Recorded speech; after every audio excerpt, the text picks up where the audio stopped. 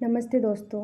हम एनटीपीसी के जो पिछले साल में आए हुए क्वेश्चन हैं उनको सॉल्व कर रहे हैं। उसका पार्ट 1 हम अपलोड कर चुके हैं, तो आप जाके देख सकते हैं। और ये पार्ट 2 है, हम टॉपिक वाइज जो एनटीपीसी में आए हुए क्वेश्चन हैं उनको सॉल्व कर रहे हैं। तो चलो आइए हम क्वेश्चन को सॉल्व करते हैं।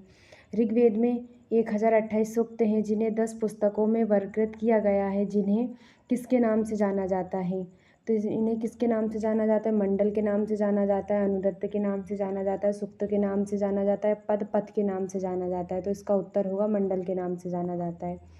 सबसे पुराना वेद है सामवेद है, यजुर्वेद है, अथर्ववेद है या ऋग्वेद है? तो सबसे पुराना वेद कौन सा है? सबसे पुराना वेद ऋग्वेद है। तो ऋग्वेद के बारे में, जो ऋग्वेद के ऋचाओं के पढ़ने वाले पुरोहित को होत्र कहते हैं।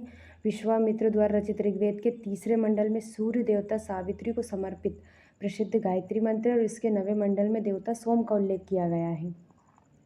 वेदों का इनमें से कौन सा अंग जटिल शब्दों के अर्थ एवं व्याख्या के लिए प्रसिद्ध है? तो कौन सा अंग है जो जटिल शब्दों के अर्थ एवं व्याख्या के लिए प्रसिद्ध है? कल्प है, छंद है, व्याकरण है या निरुक्त है?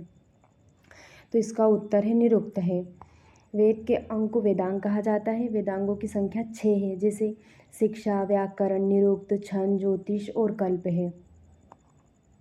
भारत का राष्ट्रीय आदर्श वाक्य सत्य में विजय दे, अर्थात सत्य की हमेशा विजय होती है, किस प्राचीन भारतीय शास्त्र से उद्धृत एक मंत्र है? तो ऋग्वेद का है, मुंडकोपनिषद का है, भगवद गीता का है, मत्स्य पुराण का है? तो ये मुंडकोपनिषद का है। इनमें से किस वेद में बीमारियों का उपचार दिया गया है?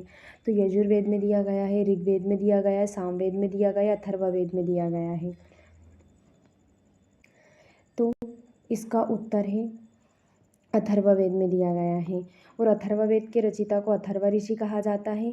अथर्ववेद में मनुष्य के सामान्य विचारों तथा अंधविश्वासों का विवरण मिलता है। इनमें विविध विषय संबंधित मंत्र तथा रोग निवारण, समन्वय, राजभक्ति, विवाह तथा प्रण गीतों आदि के विवरण सुरक्षित हैं।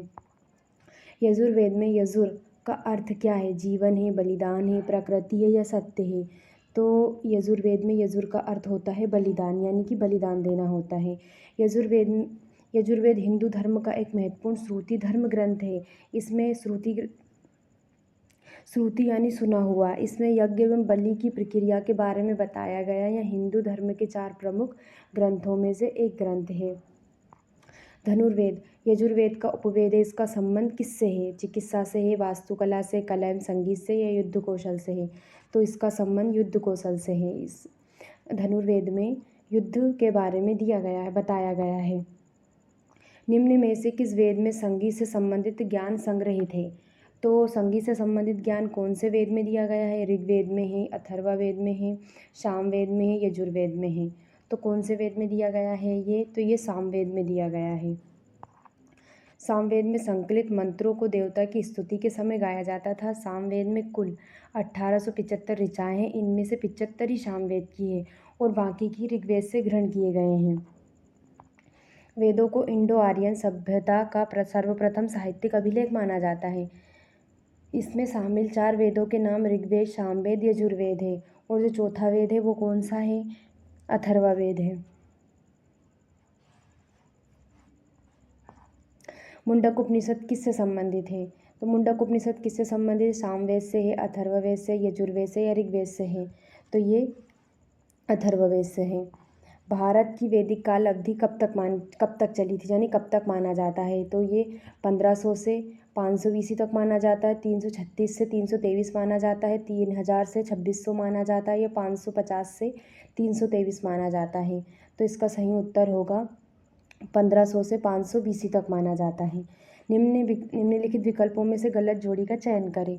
तो चंद्रगुप्त मौर्य वंश से संबंधित है, बिंबिसार गुप्त वंश से संबंधित है, राजा चोल वंश से संबंधित है या कनिष्क कुषाण वंश से संबंधित है? तो जो चंद्रगुप्त मौर्य थे वो मौर्य वंश से संबंधित थे, और जो राजा हैं जो चोल वंश से संबंधित है, कनिष्क थे वो कुषाण वंश के थे, जो बिंबिसार थे वो हर्यक वंश के थे, ना कि गुप्त वंश के थे। तो इसका सही उत्तर कौन सा होगा? इसका सही उत्तर होगा बिंबिसार गुप्त वंश के नहीं थे। और बिंबिसार ने 544 ईसा पूर्व में मगध पर हर्यक वंश की स्थापना की। इसके पूर्व वहाँ बृहद्रथ का शासन था। बिंबिसार ने गिरिब्रज को अपनी राजधानी बनाई थी। तो इसकी राजधानी क्या थी? इसकी राजधानी थी गिरिब्रज थी इसकी राजधानी। इसने वैवाहिक संबंध द्वारा अपनी स्थिति मजबूत की थी। निम्न में से कौन सी मगध साम्राज्य की राजधानी थी? तो मगध की राजधानी कौन सी थी? मगध की राजधानी थी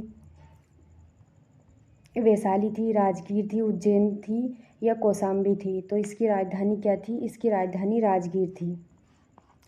मगध प्राचीन भारत के 16 महाजनपदों में से एक था। बौद्ध काल में उत्तर भारत का सबसे शक्तिशाली जनपद था। फिर इसकी राजधानी और फिर बाद में मगध की राजधानी पाटलिपुत्र स्थानांतरित कर दी गई थी।